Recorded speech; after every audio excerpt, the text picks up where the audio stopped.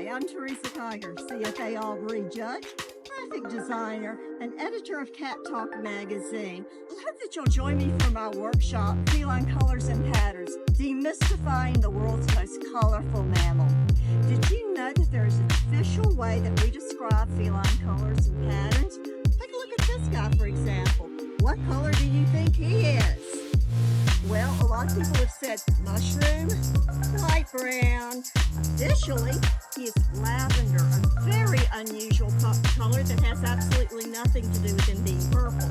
We look at him, but we also look at other aspects of the cat, like his hair, his rose-colored toe beans, and he's got lots of toe beans. Come and join us for a workshop and see how you can appear even more professional to your readers.